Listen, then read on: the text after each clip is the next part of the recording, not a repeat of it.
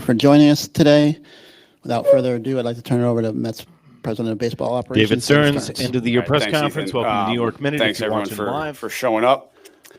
I'll start out with a couple of quick thoughts here, and then obviously happy to answer any and all questions. Tremendously disappointing season, not nearly good enough. I think we all know that. We came into this year with, deservedly so, very high expectations, and we didn't come close to meeting them. And I'm keenly aware of that. I'm the architect of the team. I'm responsible for it. I understand how frustrated our fan base is. I understand how frustrated everyone in this building is today, everyone associated with the Mets. And we got to do better. And I'm committed to moving us forward and doing better.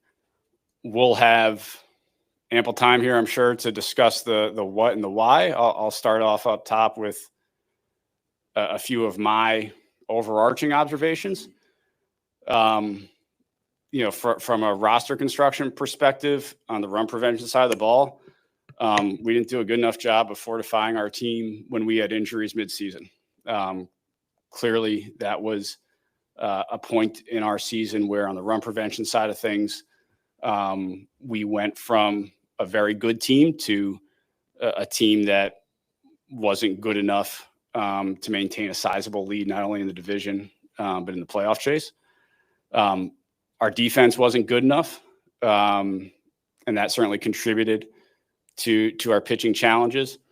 And then offensively, we had a number of players who had really good years, but we failed to score the runs that we needed to score despite those really good years. And so you add all that up, and you get to a team that underachieved greatly. We know that. I certainly know that. And we're going to work really hard to fix that going forward, learn from this, and do a heck of a lot better. So happy to answer any and all questions. Start with Andy. David, this would be a fair question to ask a number of people, but as you're the one that's here speaking to us right now, what could you have personally done differently to prevent these issues that you just described from happening? Yeah, I mean, I either make or delegate every decision that's made here.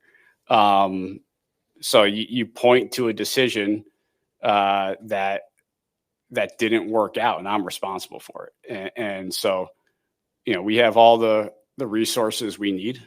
We have tremendous ownership support. We have tremendous fan support. And clearly we had segments of our team that were not good enough. And that's on me. And are you prepared to say that Carlos will definitely be the manager next year? Yeah, Carlos is coming back next year. Mike? Whoa. David, how about the coaching That's a staff? big Do you one. think there'll be changes there? We're going to go through an evaluation of our entire coaching staff. We'll do that over the course of coming days to a week, and then we'll make our decisions there.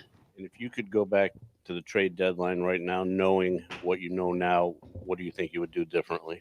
We don't get redos. We don't get do-overs in this business. But clearly the moves we made the trade deadline, or at least a subset of those moves, didn't work. And in certain cases made us worse and didn't help us down the stretch. What was the biggest surprise of that, or disappointment? Well, look, I'm not going to – every player we acquired was a true pro, worked their tails off, and did everything in their power to help us. And in a couple cases, it didn't work. And frankly, that too is on me and us. When we bring players in here, we got to set up an environment to allow them to succeed. With ProCare, you can make it easy for parents to register and maximize your center's enrollment. Deadline, we were unable to do that. Manny?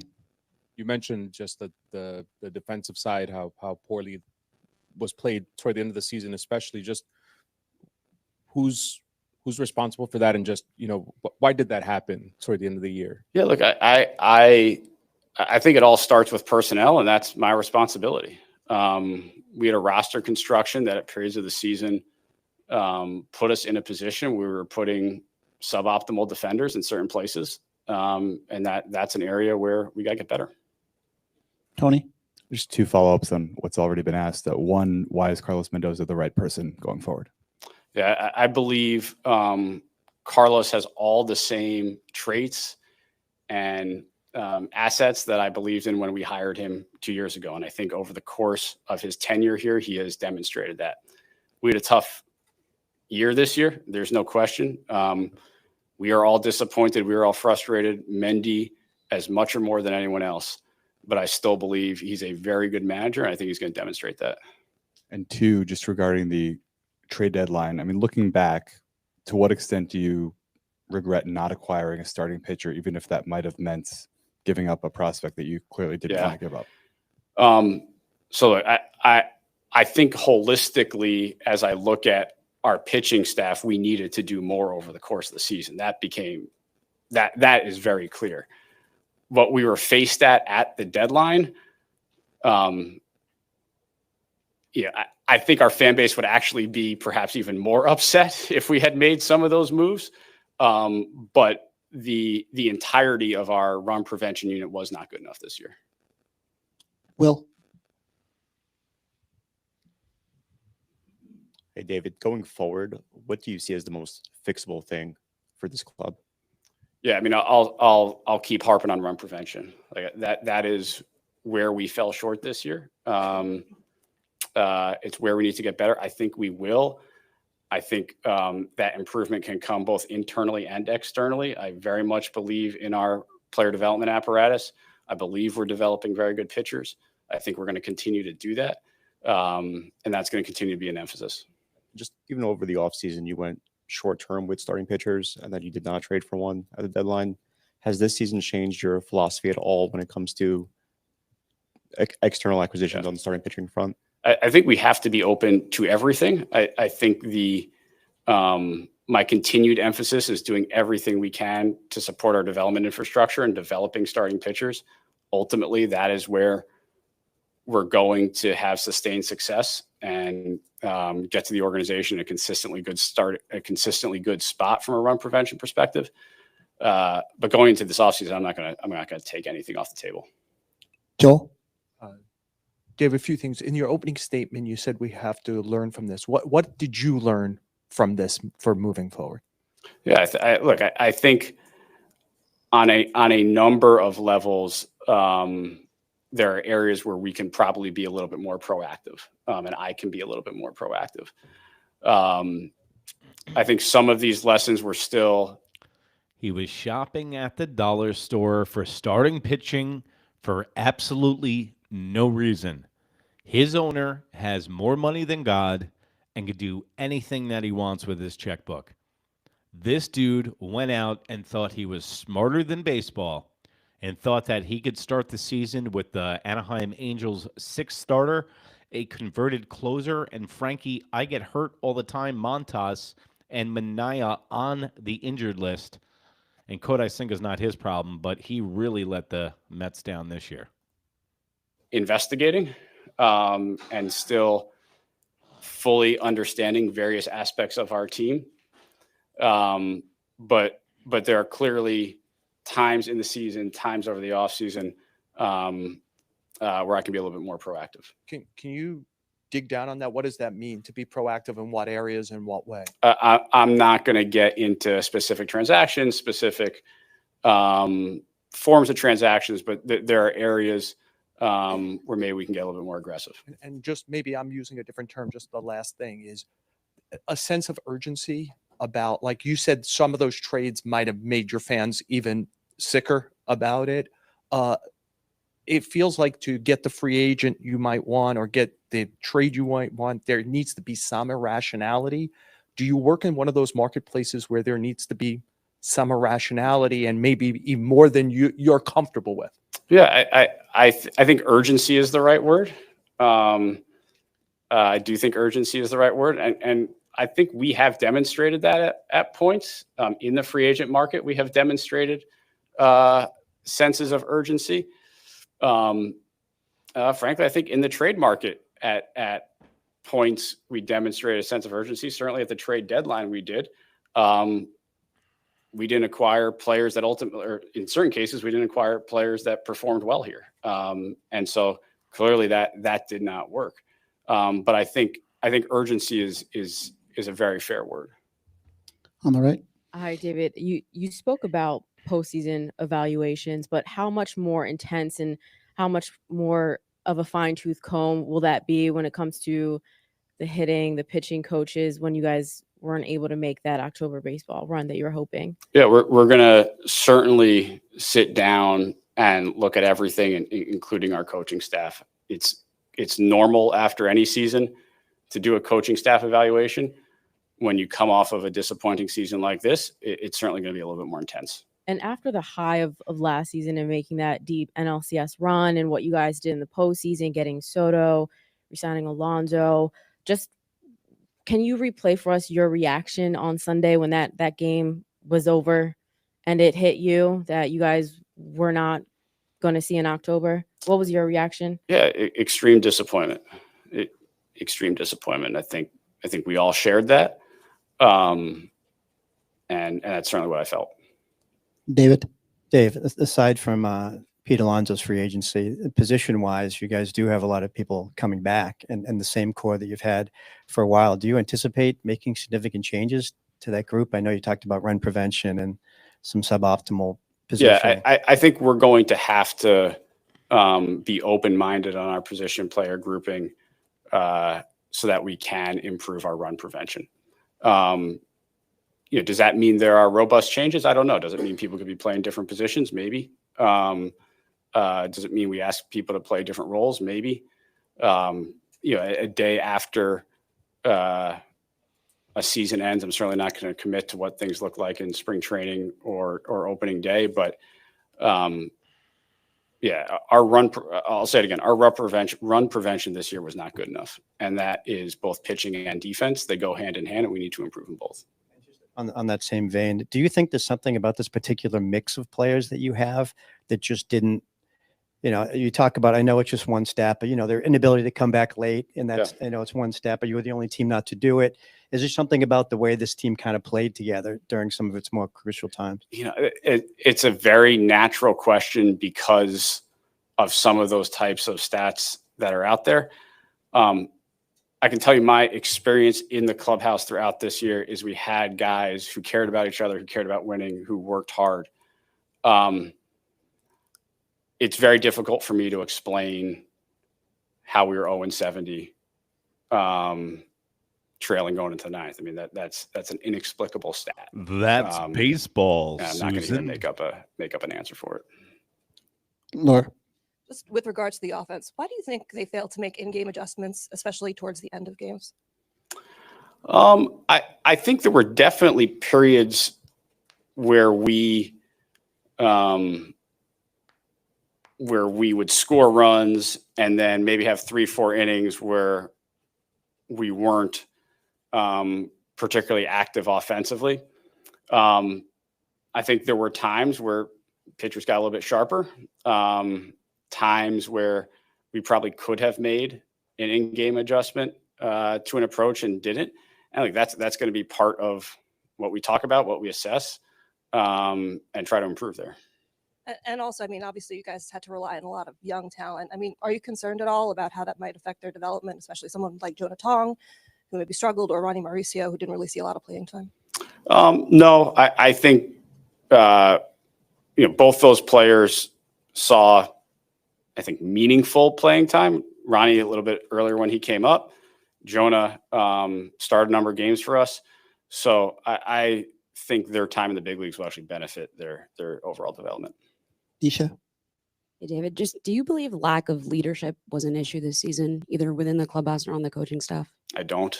I think we have leaders in our clubhouse. I think we had leadership in our clubhouse. I do not think that was a problem. You think then they should have been able to maximize the potential on the roster if there was leadership there? I come at this of like, we need to create a better roster that fits together better. I think our players worked their tails off. I think they came to the park with the right attitude every single day. and it didn't work. And so I need to take a long, hard look at our roster. Jorge? David, with Kodai, he's obviously had a couple injuries, tough injuries, but he's also had a couple like mechanical issues where he couldn't come back and just wasn't himself. Can you rely on him to be that frontline starter next season? And how do you evaluate what he does? Yeah, look, Kodai's had 2 very inconsistent, challenging years in a row. We know it's in there. We know there's potential. We're going to do everything we can to help get it out of him. But no, can we put him in ink as making 30 starts next year? I think that would be foolish. And Francisco Alvarez, does he need like some kind of surgery or operation? He'll need surgery to repair his ligament. He's going to have that in the coming days. John? And just to drill down, be a little more specific on a couple of questions I think Will and Joel had asked previously. You were very successful in getting solid, good starters in your first year here and in Milwaukee, and that was tried again this time. And I'm wondering, obviously, a lot of money was spent on the offense.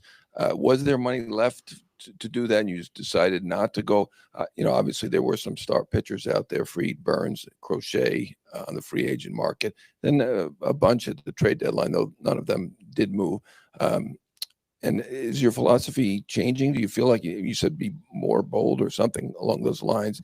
Do you think that you would be more apt to? I know you considered Yamamoto or tried to get Yamamoto. Would you be more interested in adding a definite number 1 type starter? Are you going to look at that a little more seriously? So I'll repeat what I said: is we're not going to take anything off the table. I think long term for the Mets, the best thing we can do is develop our own frontline starters. I think we're on our way to do that. I think we're demonstrating that. And so our main emphasis is going to continue to be there, but we're certainly not going to take anything off the table this offseason. All right, team, listen up. There's a national blood shortage. Big Ten schools, how do we get students, fans, alumni?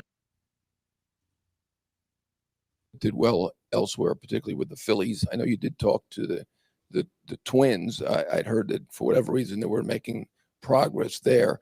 When you talked about being more aggressive, I heard that they were difficult at the time, but now looking back on it, they did trade 11 guys or something like that.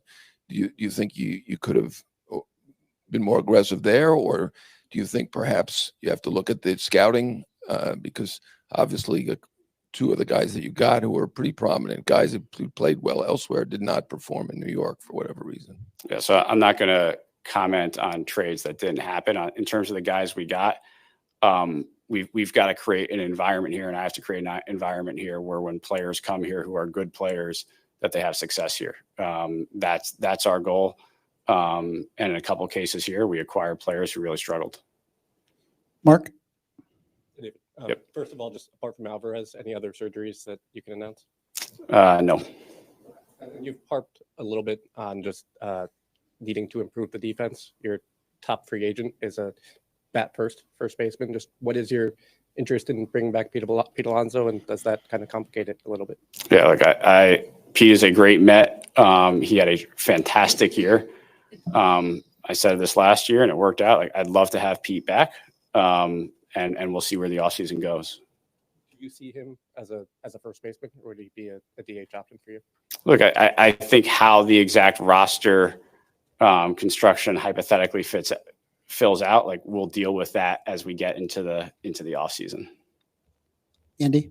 David, I remember in spring training, yourself and other people in your leadership group felt really good about your starting pitching. Thought it was maybe better than the outside expectations were on it. Do you think that you guys misevaluated something about it that you could then tweak in your evaluation going forward? Or, was it, hey, Canning got hurt, Senga didn't give you what you thought? What I'm asking is, were you wrong to begin with on that, or did just things? I think it's a combination. I think, yeah, we were hit by injuries, but every club is hit by injuries, and we have to be able to have sufficient pitching depth to overcome that. And clearly, when we got hit by injuries in the middle of the season, we did not have the depth to overcome that. And just on the defensive side of run prevention, obviously you look at the Brewers, you see a team that's very versatile, athletic, catches the ball. That's clearly a priority of yours. You inherited a roster here like anyone would coming into a job. How long do you think it takes roughly? How many years before you can meld a roster that is more in your image, in particular defensively? Yeah, look, I think I take ownership over this roster.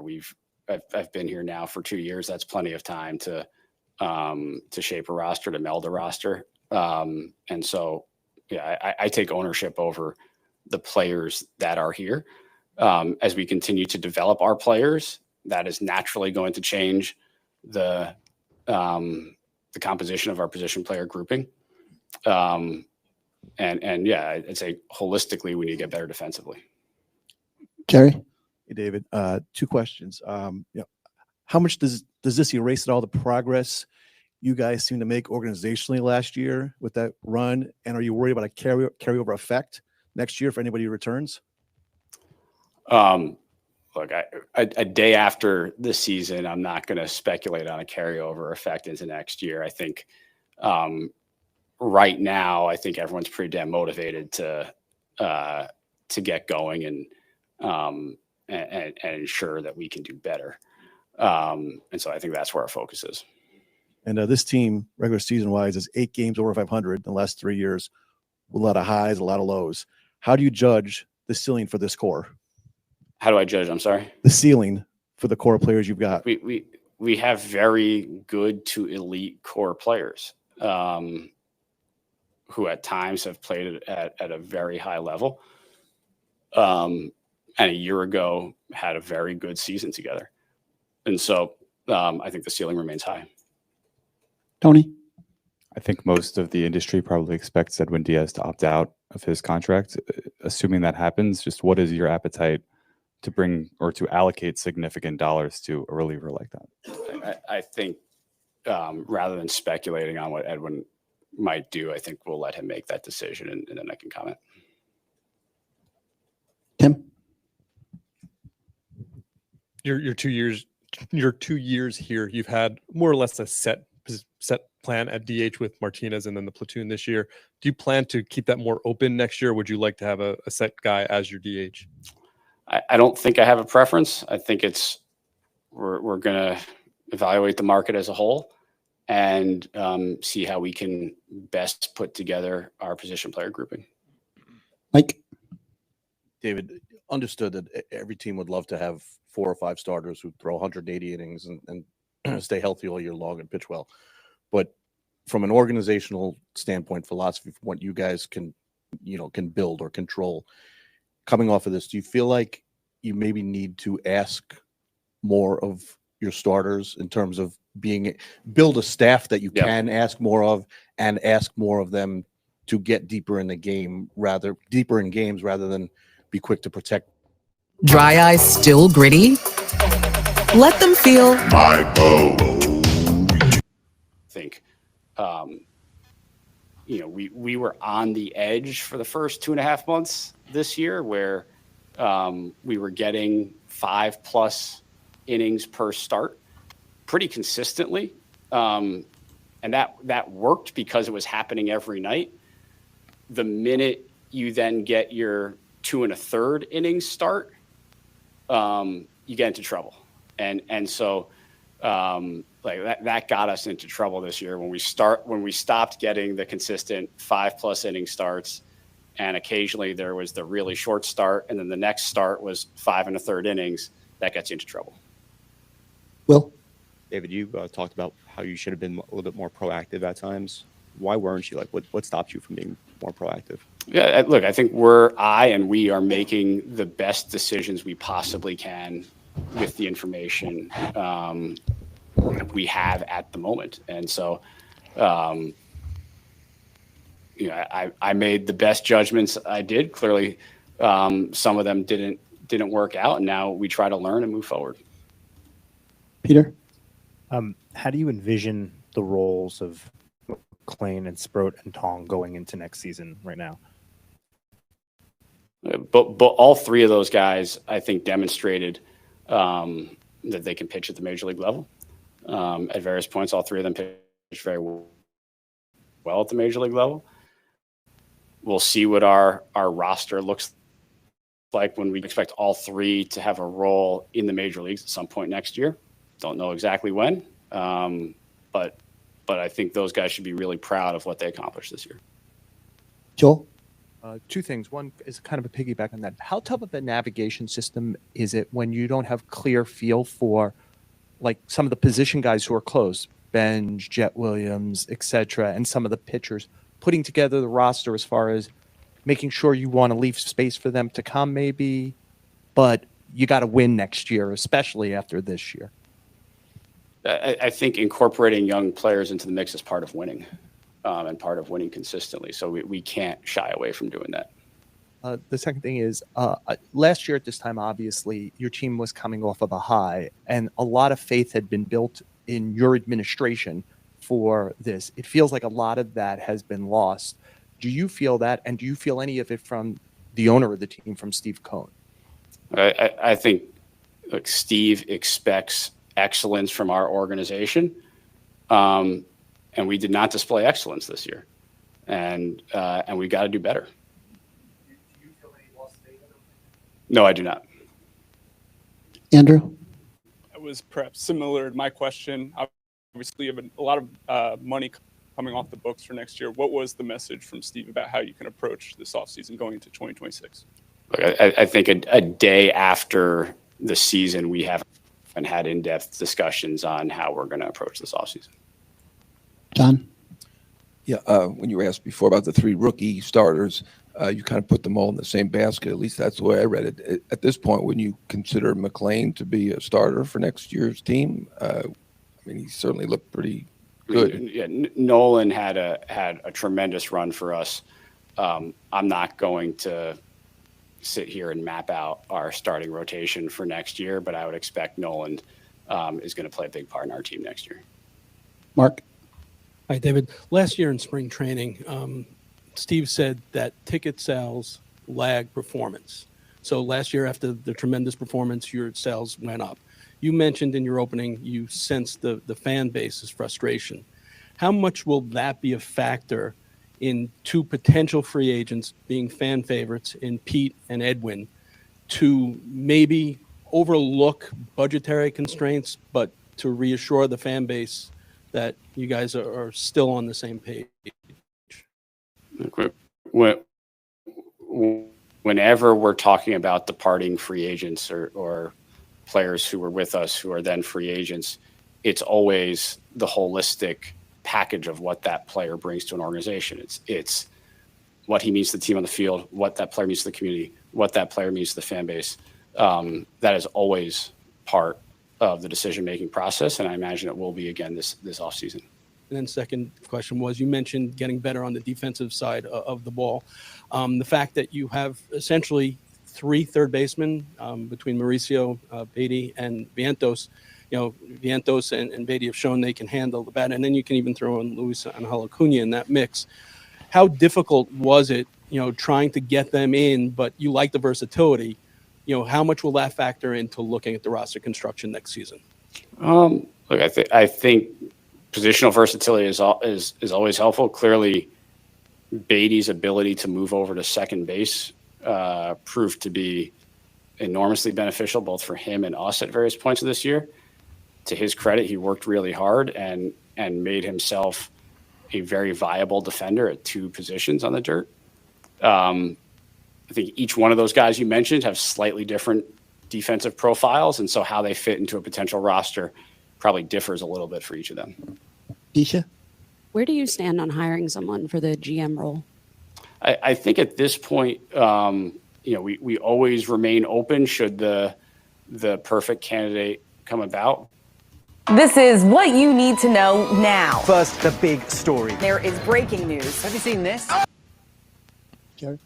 David, 2 quick questions. We all know the record before June 12th and after June 12th. For you, looking at the season, is there a turning point for you that sticks out to you as that's where it started to go south for you guys?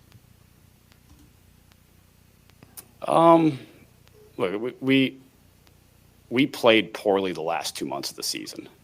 I don't know that I can pinpoint a date, but we played poorly, bad baseball the last 2 months of the season. And how would you evaluate Clay Holmes finishes in the top 10 in ERA? How do you evaluate his season, the transition starting, and just the whole overall effect of doing that team wide for you guys? Clay Holmes? So I think Clay had a very successful year. And I think to his credit, after maybe going through a little phase of fatigue, he was able to bounce back and had a really strong finish of the year. He worked incredibly hard, gave us exactly what we could have hoped for, and clearly pitched a very good game for us over the weekend. Laura? Understanding that you guys value positional versatility, how much do you think that actually contributed to some of the defensive issues? I think there were certain cases where we asked players to do things where they were a little unfamiliar with, and it contributed to some of the defensive challenges we had. Would that change your philosophy at all, or do you still feel like that's an important thing to have? I do think positional versatility is important to have. I think it makes managing a game for a manager a little bit easier, and certainly makes constructing a roster a little bit easier. Mike? Do you have any read on what happened specifically with David Peterson and Sean Manaea here in the second half? I think probably two very different cases there. I think Sean's season just never got going. I mean, Sean had an injury in camp, never got into a routine, had some frankly poor luck early on when he came back, and then that probably transitioned more into poor results. So Sean just like never got the ramp to the season. On David, I think he had a very, very good first half. Clearly, he was an all-star. He pitched some big games for us, gave us a lot of innings. And then there probably was fatigue as he got towards the end of the line, and I think that contributed to what we saw in the second half. Peter?